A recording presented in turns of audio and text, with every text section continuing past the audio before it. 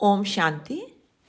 गुरु जी का प्रवचन स्वामी संत मनुकदास के भजन पर कल से आगे।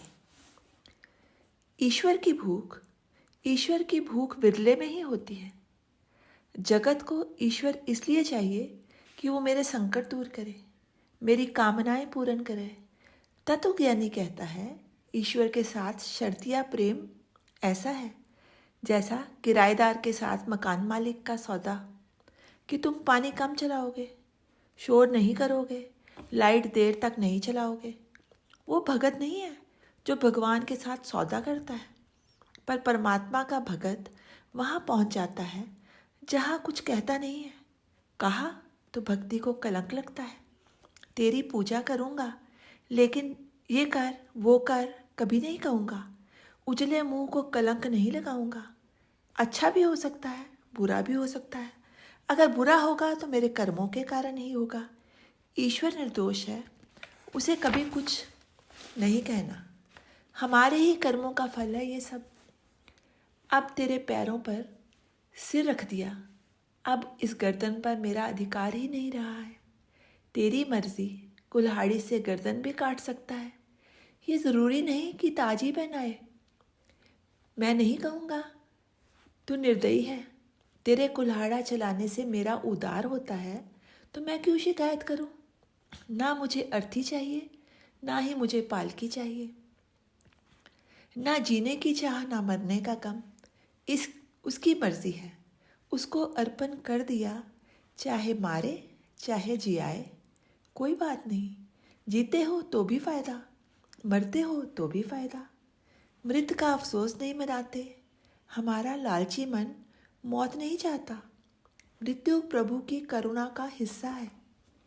गीता में कृष्ण भगवान कहते हैं, अर्जुन, ज्ञानी पुरुष मृत्यु का शोक नहीं करते, अज्ञानी को दुख ही मिलेगा। जीने के लिए ज्ञानी किसी के ऊपर कोई अत्याचार नहीं करते हैं, मगर जीने का लोभ भी नहीं। जीना मरना बराबर है। ईश्वर दानी है, बाकी सब ढोंगी हैं। सौदागर है ईश्वर। प्रकाश देता है, हवा देता है, श्वास देता है, और क्या क्या गिनाए जो ईश्वर देता है। धन्यवाद केवल उस परमेश्वर का, क्योंकि सिर्फ वो ही इस लायक है। संसार तो मतलब ही है, हर बात में मतलब है। जो संसार के धार्मिक फंक्शंस हैं उसको मैं नहीं जानता। नमाज पढ़ना, रोज़ा रखना, ये सब मैं नहीं जानता। मैं जब कुछ जानने लग जाऊंगा तो ईश्वर से दूर हो जाऊंगा। बच्चा जब पैदा होता है तो पेट भरना भी नहीं जानता। माँ अपने स्तन से उसको दूध पिलाती है, उसको मालूम नहीं माँ स्तन से पकड़कर उसको दूध पिलाती है। मैं इतनी बाल्यावस्था में चला जाऊं, इतना सरल बन जाऊं, जब जानता था तो ईश्वर से दूर था। जैसे जैसे मैं शुरू होता है, जैसे जैसे मैं शुरू होती है तो बनावटीपन शुरू हो जाता है, कर्तापन शुरू हो गया। मैं इतने बजे टिच खाना खाऊंगा, इतने बजे सोता हूँ, ये योजना हो जाती है। सरलता होनी चाहिए। कितने बजे खाना खाते हैं? भूख लगती है तो खाना खाता हूँ, जब नींद आती है तो सोता हूँ, जब जाग खुलती है तो उठता हूँ। कोई बनावटीपन नहीं। बनावटीपन पर पाप और पुण्य आधारित है। उस आदमी के लिए सारी बेला अमृत बेला है। सुबह सूरज निकलने से पहले को अमृत बेला कहते हैं।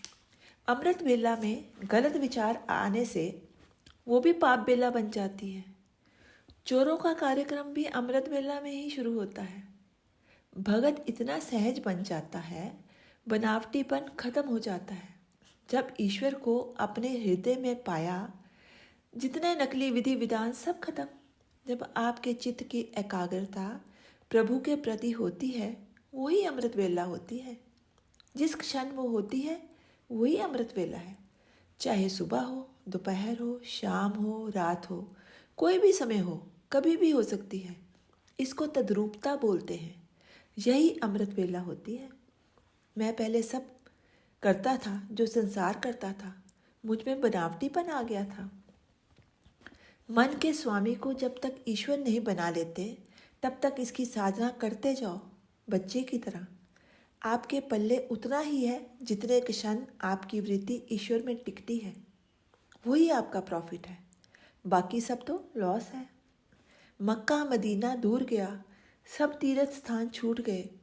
जब अपने जीवन को तीर्थ में कन्वर्ट करने की कोशिश करता है, पूरे के पूरे अंदर के तीर्थ बनाना है, पूरे के पूरे अंदर को ही तीर्थ बनाना है। जितने सारे तीर्थ हैं वो तन में पहले ही थे। पिंड ब्रह्मांड एक ही तो है। ब्रह्मांड में मानसरोवर है तो मेरे भीतर भी है। हरिद्वार यहाँ ही है, फिर सब छूट जाता है, फिर अंदर की द्वारका दिखने लग जाती है। समझ आ गई, सब कुछ इसी काया में है।